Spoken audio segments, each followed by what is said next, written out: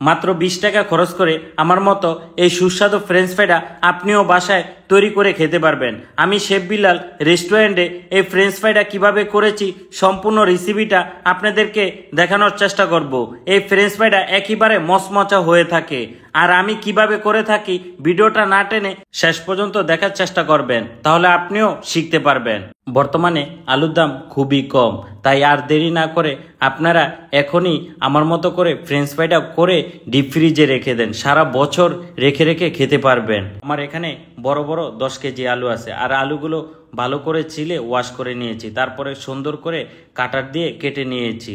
এটা হলো French fry কাটার, আপনারা চাইলে বডি দিয়ে অথবা ছুরি দিয়েও খুবই সুন্দর করে কেটে নিতে পারেন। তারপরে আলুগুলো কাটা হয়ে গেলে খুবই ভালো করে ওয়াশ করে নিব। আপনারা সবসময় চেষ্টা করবেন আলুগুলো খুবই ভালো করে ওয়াশ করে নেওয়ার জন্য, কারণ আলুতে অনেক কষ থাকে, সেজন্য আপনারা কাটার সাথে সাথে পানিতে ভিজিয়ে রাখবেন এবং ভালো করে ওয়াশ করে নেবেন। এখন আমি সিদ্ধ করার জন্য কড়াইতে বসে দিলাম, আর পানি একেবারে ভাসা ভাসা দিয়েছি আলু সমান সমান। তারপরে 250 মিলি একটা ভিনিগার দিয়ে দিলাম এখানে, তারপরে এখানে লবণ দিয়ে দিলাম প্রায় 200 গ্রামের মতো। তারপরে এখানে 2 টেবিল চামচের মতো হোয়াইট পেপার দিয়ে দিলাম। হোয়াইট পেপার অনেকে প্রশ্ন করে থাকেন যে হোয়াইট পেপারটা কি। হোয়াইট পেপারটা হলো সাদা গোলমরিচের গুঁড়া। আর আলুটা আপনারা সবসময় 50% সিদ্ধ করে নেবেন, আর 50% আপনারা ফ্রাই করে নেবেন। আমার কিন্তু আলুটা সিদ্ধ হয়ে গেছে, এখন আমি পানি থেকে ছেঁকে সম্পূর্ণ আলুটা তুলে ফেলবো। তারপরে একটা ট্রের ভিতরে এই আলুগুলো ঠান্ডা করে নিব। আপনারা চাইলে কর্নফ্লাওয়ার দিয়ে ডাইরেক্ট ডিপ ফ্রিজও রেখে দিতে পারেন। আমি কিন্তু ফ্রাই করে তারপরে ডিপ ফ্রিজে রেখে দিই। আর কিভাবে ফ্রাই করি ভিডিওটা শেষ পর্যন্ত দেখেন, তাহলে আপনিও খুবই ভালো একটা ফ্রেঞ্চ ফ্রাই তৈরি করতে পারবেন বাসায় আমার মতো করে। এই যে দেখেন আমি কিন্তু আলুটা ঠান্ডা হয়ে গেছে, এখন আমি কর্নফ্লাওয়ার দিয়ে দিলাম এখানে। কর্নফ্লাওয়ার দেওয়ার পরে খুবই ভালো করে মিক্স করে নিচ্ছি।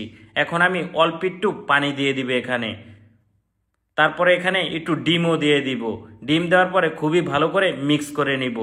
এভাবে করে আপনারা কিন্তু হাফ করে নেবেন আমার মতো করে।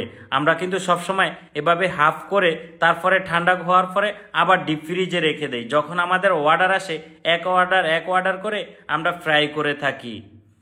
সেমভাবে আপনারাও চাইলে আমার স্টাইলে বাসায় ফ্রাই করে নিতে পারেন। এখন আমি আলুটাও হাফ করে নিব। দেখেন আমি কিভাবে হাফ করে নিচ্ছি, চুলা রাসটা একেবারে হালকা হালকা রেখে হাফ করে নিচ্ছি। আপনারা চাইলে এরকম শুধু কর্নফ্লাওয়ার মেখে তারপরে কিন্তু ডিপ ফ্রিজে রেখে দিতে পারেন। যখন আপনাদের মন চাইবে খাওয়ার জন্য তখন আপনারা অল্প করে ফ্রাই করে নিতে পারেন। আর অথবা আমার এই স্টাইলে আপনারা হাফ করে রেখে দিলে খুবই খুবই ভালো হবে। আমরা কিন্তু সবসময় এরকম হাফ করে তারপরে রেখে দেই। যখন আমাদের মন চায় তখন আমরা অল্প অল্প করে ফ্রাই করে থাকি, মানে যখন অর্ডার আসে।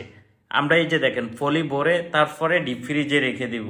আপনারা এভাবে 1 মাস 2 মাসও রেখে দিতে পারেন, কোনো সমস্যা নেই। যতদিন মন চায় রেখে দিতে পারেন ডিপ ফ্রিজে, সহজে কিন্তু কোনো কিছু নষ্ট হয় না।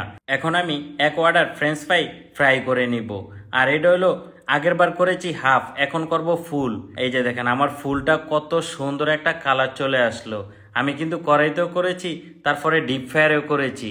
দেখেন ডিপ ফ্রায়ারে কত সুন্দর কালার আসে আর কড়াইতে কত সুন্দর কালার আসে। এটা আপনারা কমেন্ট করে জানাবেন কোনটা বেশি সুন্দর দেখা যায়।